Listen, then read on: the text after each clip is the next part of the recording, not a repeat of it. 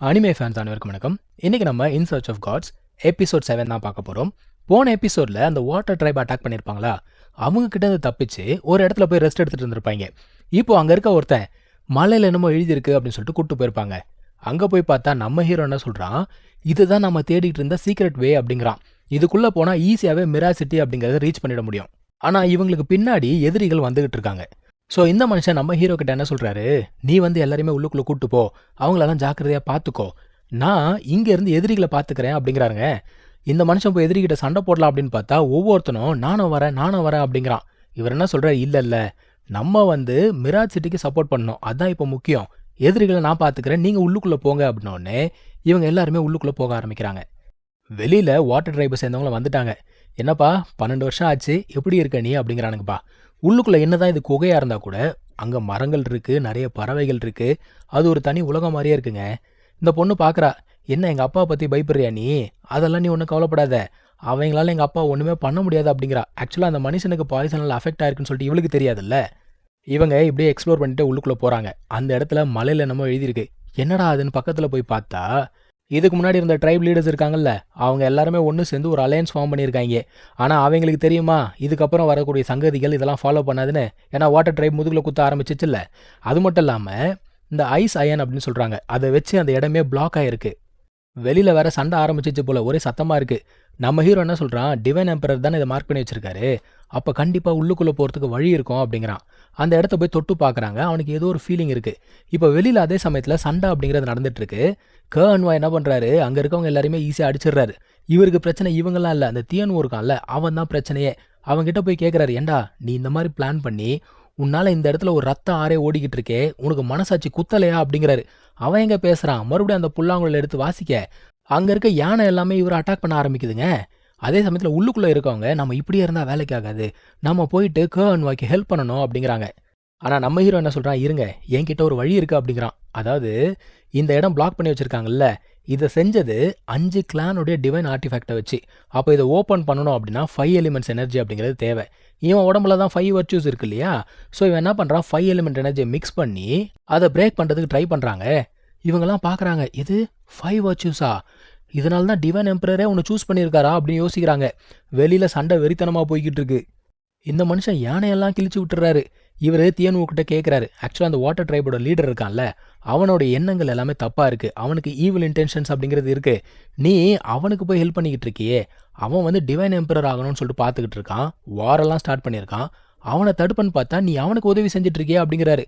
இவன் பார்க்குறான், டேய் உன்னை பார்த்து 10 வருஷம் ஆச்சு, ஒன்று தாண்டா மாறி இருக்கு, நீ கொஞ்சம் ஓவராக பேச ஆரம்பிச்சிட்ட அப்படின்னு சொல்லிட்டு இப்போ இவனுமே அடிக்க ஆரம்பிக்கிறான். இவன் என்ன சொல்கிறான் அன்வாய்கிட்ட, ஏண்டா நீ வந்து ஒரு ட்ரெய்டர், ஆனால் நீ என்ன குறை சொல்கிறியா அப்படிங்கிறான். உள்ளுக்குள்ளே நம்ம ஆளு, அவன் உடம்புல எனர்ஜி அப்படிங்கிறது கம்மியாகிட்டே வருது. ஆனாலுமே என்ன யோசிக்கிறான், இந்த பக்கம் அன்வாய் நமக்காக சண்டை போட்டுட்ருக்காரு, நானுமே தொடர்ந்து போராடணும்னு சொல்லிட்டு இவனுமே போராடிட்டு தான் இருக்கான். இப்போ மற்றவங்களாம் பார்க்குறாங்க, ஆஹா இவனோட உடம்புல வர எனர்ஜி கம்மியாகிட்டே இருக்கே அப்படின்னு சொல்லிட்டு யோசிக்கிறாங்க. ஆக்சுவலாக நம்ம ஹீரோ இவ்வளோ ரிஸ்க் எடுக்கிறதுக்கு காரணம் என்ன, இவங்களை இங்கேருந்து உயிரோட கொண்டு போகணும் அப்படிங்கிறதுக்காக தானே. அது இவங்களுக்கும் நல்லா தெரியும். சரிவா நம்மளும் ஹெல்ப் பண்ணலான்னு சொல்லிட்டு இவங்க எல்லாருமே இவங்களோட எனர்ஜி அப்படிங்கிறத பாரோ பண்ண ஆரம்பிக்கிறாங்க. இப்போது இவன் இந்த இடத்துல பவரோ பண்ணிக்கிட்டு இருக்கான். அதே சமயத்தில் அங்கே அந்த மனுஷன் சண்டை போட்டுருக்காரு. இப்போ நம்ம அன்வா என்ன தெரியுமா சொல்கிறாரு, உனக்கும் எனக்கும் இருக்கக்கூடிய பந்தம் இன்னையோட முடிஞ்சு போச்சுடான்னு சொல்லிட்டு இவர் அடிக்கிறதுக்கும் நம்ம ஹீரோ அடிக்கிறதுக்கும் சரியாக இருக்குங்க. அவன் வெளியில் போய் விழுந்துட்டான். இவங்க ஒரு வழியாக அந்த பேரியர்லாம் உடச்சிக்கிட்டு வெளியில் வந்துட்டாங்க. வெளியில் வந்துட்டு, அப்பா சந்தோஷம்டா ஒரு வழியாக வந்துட்டோம் அப்படின்னு பேசுகிறாங்க. ஐயோ அந்த மனுஷனுக்கு என்ன ஆச்சோ அப்படின்னு திரும்பும்போது அவருமே ஒன்றும் ஆகலைங்க, வந்துட்டார். வந்து இவனுக்கு வந்து நன்றி அப்படிங்கிறத சொல்கிறாரு. இப்போ இவங்க மிராஜ் சிட்டிக்கு வந்துட்டாங்க. அந்த லெட்டர் ஒன்று எடுத்துகிட்டு வந்தான்ல, அந்த லெட்டரை காட்டின உடனே மிராஜ் சிட்டியை சுற்றி இருந்த ஆர்மி எல்லாமே அங்கேருந்து கிளம்பி போயிடுச்சுங்க. ஸோ இப்போ இவங்களுக்கு ரொம்ப சந்தோஷம். அன்வாய்க்கும் நம்ம ஹீரோக்கும் நன்றி அப்படிங்கிறத சொல்கிறாங்க. ஏன்னா இவங்க 2 பேரும் வரலன்னா இங்கே என்ன நடந்திருக்கும் அப்படிங்கிறதே தெரியாதுல்ல. ஆனாலுமே நம்ம டிவைன் எம்பரர் அமிச்சாலே இவ்வளோ எங்கே இருப்பான்னு சொல்லிட்டு யாருமே எதிர்பார்க்கல. ஏன்னா நம்ம துவான் யூகே வந்து சொல்லியிருக்காரு, அவங்க நம்பலை போல. இவருமே இதுக்கு முன்னாடி ப்ராமிஸ் பண்ணியிருக்காருல, நீ மட்டும் உயிரோட திரும்ப வந்துட்ட, நம்ம 3 நாள் குடிக்கிறோண்டான்னு. அதுதான் மனுஷன் சொல்கிறான். இப்போ நம்ம ஹீரோ என்ன சொல்கிறான்னா, என்னால் இதை செய்ய முடிஞ்சதுக்கு காரணமே நான் இல்லைங்க, அந்த வைல்டு ஹீரோஸ் தான். ஆபத்து இருக்குன்னு தெரிஞ்சுமே உங்களுக்கு உதவி செய்யணும்னு வந்தாங்கல்ல, அவங்க தான் எல்லாத்துக்குமே காரணம் அப்படிங்கிறான். இப்போ இவங்க பேசிக்கிட்டே இருக்கும்போது அந்த லீடரோட பையன் அவன் என்ன கேட்குறான், நீ வந்து கத்தி சண்டை போடுவியா அப்படின்னு கேட்குறான். இது கொஞ்சம் ரூடாக இருக்கிற மாதிரி இருக்குல்ல. அதான் அவர் சொல்கிறாரு, அப்பா தப்பாக எடுத்துக்காத, அவன் ஒரு மார்ஷல் ஆர்ட்ஸ் பைத்தியம், அதனால தான் அந்த மாதிரிலாம் பேசுகிறான், தப்பாக எடுத்துக்காத அப்படிங்கிறாரு. அதெல்லாம் ஒன்றும் பிரச்சனை இல்லைங்க அப்படிங்கிறாங்க. இப்போ இவங்களுக்கான ஃபீஸ்டெல்லாம் ரெடி பண்ணுங்க அப்படிலாம் சொல்லிட்டாங்க. மொத்தத்தில் டிவைன் எம்பரர் மட்டும் இல்லை, அவர் மட்டும் இந்த லெட்டரை அனுப்பல அப்படின்னா இங்கே மிகப்பெரிய பிரச்சனையே வந்திருக்கும். இவங்க கேட்குறாங்க, டிவைன் எம்பரர் எப்படி இருக்காரு அப்படின்னு கேட்குறாங்க. இவனுக்கு இதுக்கு மேலே பொய் சொல்லணுன்ற எண்ணம் இல்லை. தயங்கி தயங்கி என்ன சொல்கிறான், உண்மையை சொல்லணும் அப்படின்னா 7 நாளைக்கு முன்னாடி டிவைன் எம்பரர் இறந்து போயிட்டாரு அப்படிங்கிறான். அதிர்ந்து போகிறாங்கப்பா எல்லாருமே. இப்போ இந்த கர்ஹன்வாயும் சிட்டி லீடரும் பேசிகிட்டு இருக்காங்க.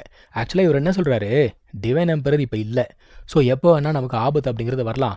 நான் வந்து எல்லாருமே ஆபத்தில் சிக்க வைக்க விரும்பல, இது பத்தாவதுக்கு உங்கள் எல்லாருக்கும் குடும்பம் வேறு இருக்குது அப்படிங்கிறாரு. ஆனால் கர்ஹன்வா என்ன சொல்கிறாரு, இங்கே பாரு, எது சரியோ அதை தான் நம்ம பண்ணணும், சரியா, அதில் உயிரே போனாலும் பரவாயில்ல அப்படிங்கிறான். இருந்தாலுமே ஆக்சுவலாக இந்த மனுஷன் இருக்கார்ல லீடர், அவருக்கு அடிபட்டிருக்கு, உள்ளுக்குள்ளே மெரிடியன்ஸ் எல்லாம் பாதிக்கப்பட்டிருக்கு.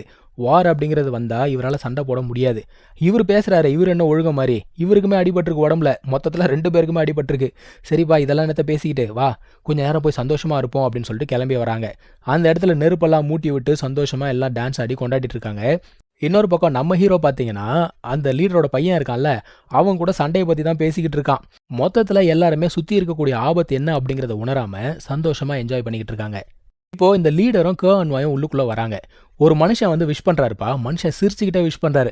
அதான் அவர் கேட்குறாரு, டேய் நீ சிரிச்சு நான் பார்த்ததே இல்லையடா, பல வருஷம் ஆச்சு, என்ன எவ்வளோ குடிச்சிருக்க அப்படிங்கிறாரு. நான் ஒரு சொட்டு கூட குடிக்கலாங்க, இங்கே இருக்கான்ல இவன் வந்து நிறைய புத்தகங்கள்லாம் படிப்பான், ஒரு ஏன்ஷியன்ட் பிரிஸ்கிரிப்ஷன் அப்படிங்கிறத கண்டுபிடிச்சிருக்கான், அதை வச்சு உங்கள் மெரிடியன்ஸை சரி பண்ணிட முடியும் அப்படிங்கிறானுங்க. எல்லாருக்குமே ஆச்சரியம். ஆனால் அதில் இருக்கக்கூடிய ஒரு இன்க்ரீடியன்ட் மட்டும் எங்கே கிடைக்கும்னு எனக்கு தெரியாது அப்படிங்கிறான். அதை பற்றி எனக்கு நாலேஜே இல்லைங்கிறான். அதுக்கு பேர் வந்து மிராஜ் போலாம். ஆனால் கூட இருக்க இன்னொருத்தர் அவர் என்ன சொல்கிறாரு, இது எங்கே கிடைக்கும்னு எனக்கு தெரியும் அப்படிங்கிறாரு. ரெட் ஸ்டோன் ஐலாண்ட் சொல்லிட்டு ஒரு ஐலாண்ட் இருக்குது, அங்கே மிராஜ் மான்ஸ்டர்னு ஒரு மான்ஸ்டர் இருக்கான், அதுக்கிட்ட இருந்து பேர்லை எடுத்துக்கலாம் அப்படிங்கிறாரு. இப்போ லீடர் என்ன சொல்கிறாரு, டே ஒரு நிமிஷம் இருங்க, முதல்ல இந்த ஒரு ப்ரிஸ்கிரிப்ஷனை பற்றி நான் கேள்விப்பட்டதே கிடையாது, இன்னொன்று அந்த மான்ஸ்டர் பயங்கர ஸ்ட்ராங்கு, அவ்வளோ சீக்கிரம்லாம் டிஃபீட் பண்ணுற முடியாது அப்படிங்கிறாரு. இப்போ நம்ம ஹீரோ யோசிக்கிறான், இதை பற்றி நான் எங்கேயோ படிச்சிருக்கனே அப்படின்னு யோசிக்கிறாங்க. அப்போ டிவைன் எம்பரர் கொடுத்த ஸ்க்ரால் இருக்குல்ல, அதை எடுத்து பார்த்த உடனே இவங்க சொன்ன இன்ஃபர்மேஷன்லாம் அதில் இருக்குது, இவனும் படித்து காட்டுறான். அவங்க கேட்குறாங்க, இதனையா புத்தகம் அப்படின்னா, இது டிவைன் எம்பரர் கொடுத்ததுங்கிறான். இப்போ இவங்களுக்கு நம்பிக்கை வந்துடுச்சு.